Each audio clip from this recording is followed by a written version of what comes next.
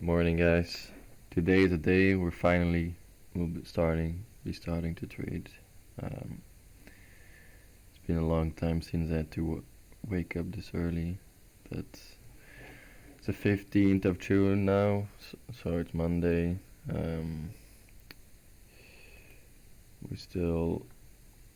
We're gonna find some stocks that I looked at in the weekend, potential good stocks. I made a little list, and if we see a good buy-in moment, we're gonna try to do our first trade of the account.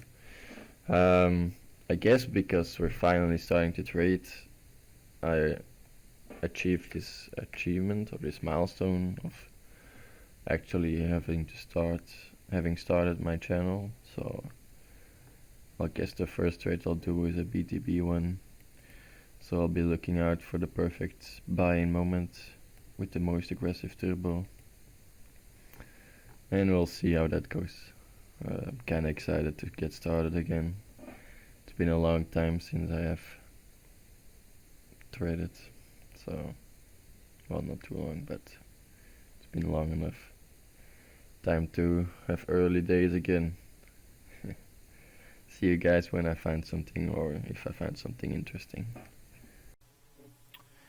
So I guess one of the first trades I'm gonna make is not the BTB turbo trade I was talking about, but rather, as you can see, the Bell 20 is really positive or less negative than the other ones for today, and I'm not so bullish for the future of Europe for the moment, the short-term future. So I guess I'm shorting on the Bell 20. So I'll be buying this one, I guess.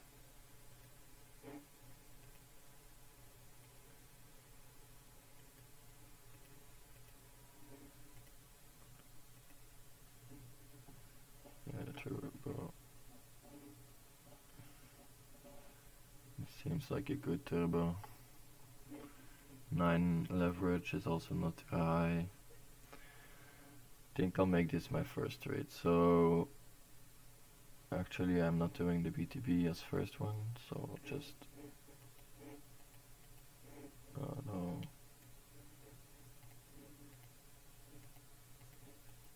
Okay, so apparently this turbo is no good.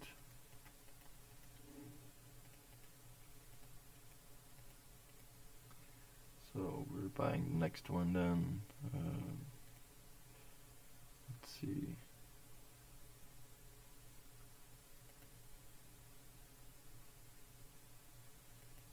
Maybe this one.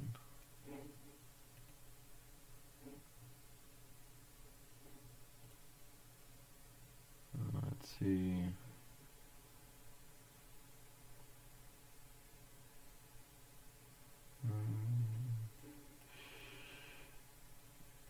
Yeah, UCB just had good test results. That's why there's so much. They've risen so much today. But I think this still is a good trade. So I like buying turbos that are not too expensive. For example, you could also we could also buy this one here for €5, or this one is like 4.32, 33. But I like the low cost turbos, so I guess we're buying this one. What do I want to put my my buy order for? So I guess it's not gonna be, I'm just gonna fill it right away because what? So it doesn't seem I can buy really too much shorts for the moment, apparently. I don't know why, so we'll go with this one.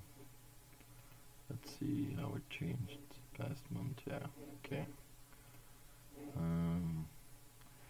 Let's buy 10, 20. If I buy 20 of them for 4.5 spread is really wide. I'm not sure if I'm gonna go short on this one. As you can see, it already dropped 0.6%, so I guess it still is a good idea, but let's find a better one, I guess, because that spread is too wide. So what I'm gonna do instead is buy this less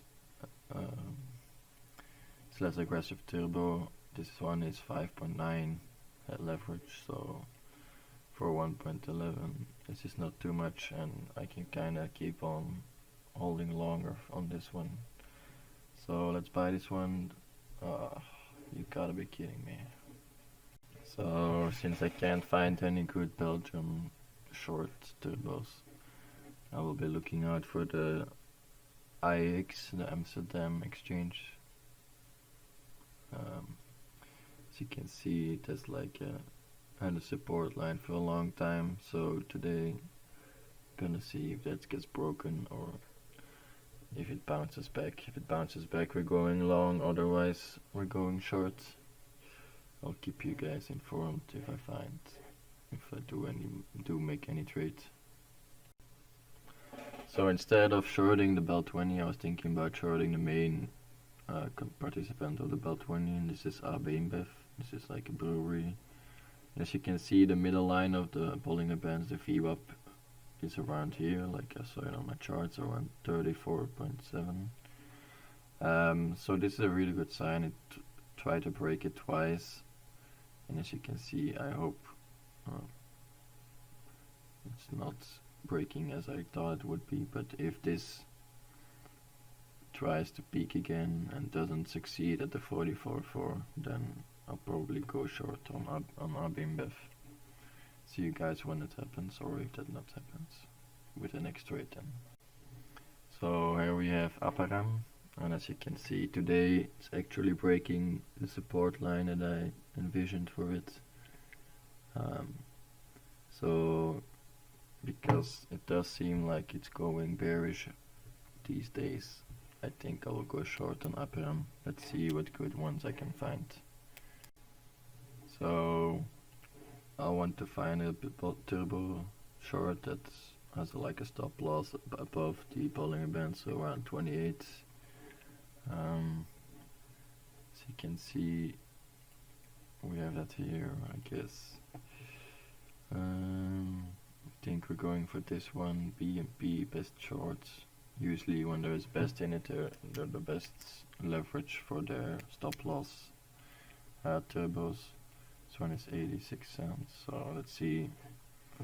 Ooh, it has risen already, quite nice today. So let's see if I can buy some of these. So if I buy them at 29 cents and I have 420 euros times 10, so 42 euros, and this times 0.092, and I have 45 turbos I can buy. So 45, 0.92. Let's see. So as you can see, my order got filled. It actually was filled for 0.91. I guess it's risen a little bit when I bought the turbo shorts. So yeah, 7.64 tax fees. It's not too bad, I guess. So let's add Aparam to our watch list. This is our first stock we're actually gonna watch. So in progress, let's do this. Add this one here. Okay, let's see what the next trade can be. So maybe I should have explained a bit more about Aparam and why I think it's gonna crash. So aside from the technical analysis that I showed earlier, Aparam is a steel producer, so you can say they're heavily correlated with how much growth and how much new buildings and stuff and new roads are being built. So I guess the future for most countries aren't that bright or that good, so I don't think many steel production sites will be operating on a good capacity. I think most of them will struggle to find people to buy the steel. So this is one of the reasons I think Aperam is too much for what it's worth now. It's also a really cyclic company. I've traded many times within them.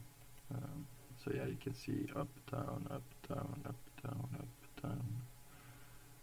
So I guess the trend is really gonna change now. This was just like, yeah, I think it was clear. It's not going in the most positive overall trend, so I guess we're in for a little correction. That's what I believe is gonna happen. That's why I bought in. It's not just because of the technical analysis, but also you gotta imagine what is the future looking for the company. Are they gonna produce more or sell more, or is this gonna slow down if foresights worsen or something like that? So it's one of the reasons I made a call to go short on Aperam.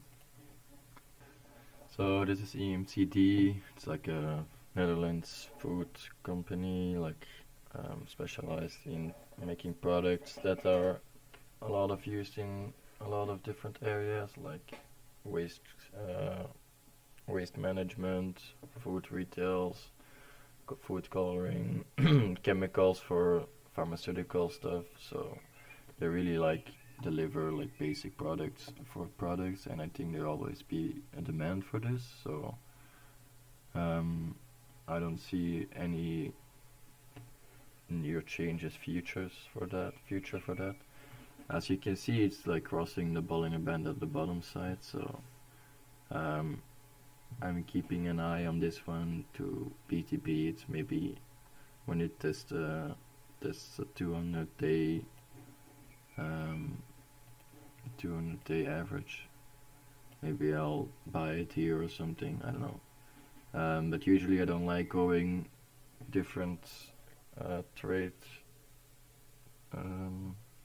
directions in the same week. For example, I already went short on Aperam, so maybe it's not wise to go long on another one, because usually the weeks are the one or the other, so it's difficult.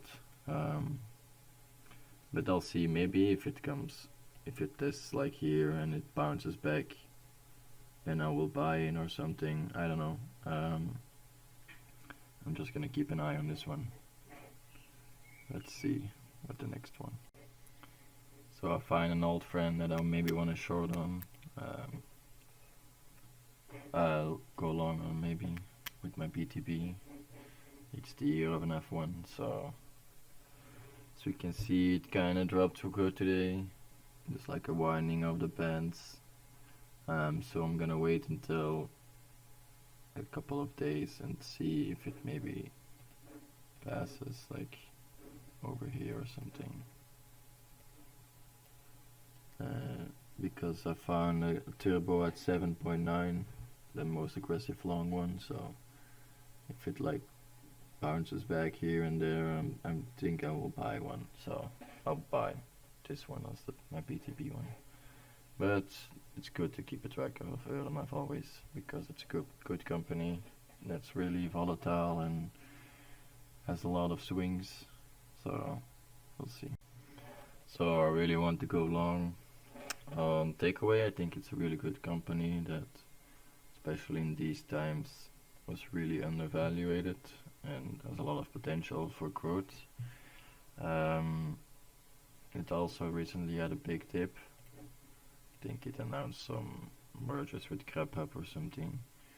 But yeah, if I didn't buy the Aperam already, I would have gone long on here. But for now, I'm gonna watch how maybe it bounces here and there, and then let me see, maybe later when the overall view of the week is positive or bullish, then I'll start buying these long ones. But it's good one to keep, to also keep an eye on, just letting you know. So I think L'Oreal is the next one I'm gonna buy a short on, just because today, as you can see, it followed the downward trend and it crossed the view up and the 30-day moving average now. So I'll be looking a bit through the day. I'm placing a buy-in point a bit higher than what it's, a bit lower than what it's buying for now. So let's see. I want to have a stop loss at 275 euros. So let's see.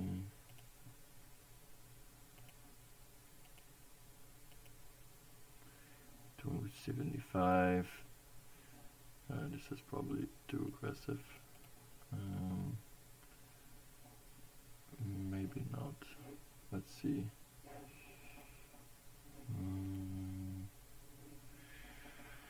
Yeah, if it goes back to the 5-day moving average, I'll probably sell it. So I guess 27.5 is really good for now.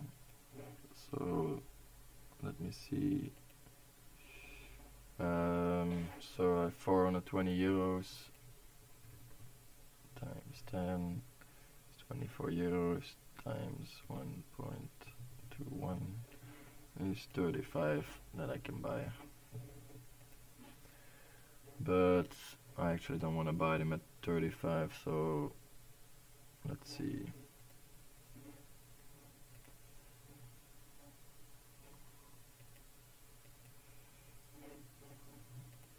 How was the stock moving again? It's moving upwards a bit, right? So let's see if I fill it in for, so let's say I do 42 times 1.42 times 1.05. So I can buy 40. That's much nicer. 1.05. Well, let's keep it real. I don't think it's gonna hit that. So let me buy at 1.15. I guess. So understand. So as you can see, this one is open. I'm buying at 1.15, and for the moment it's 1.1819, so it has to rise a little bit in order for my transaction to go through. But I think, yeah, that'll probably happen in a bit.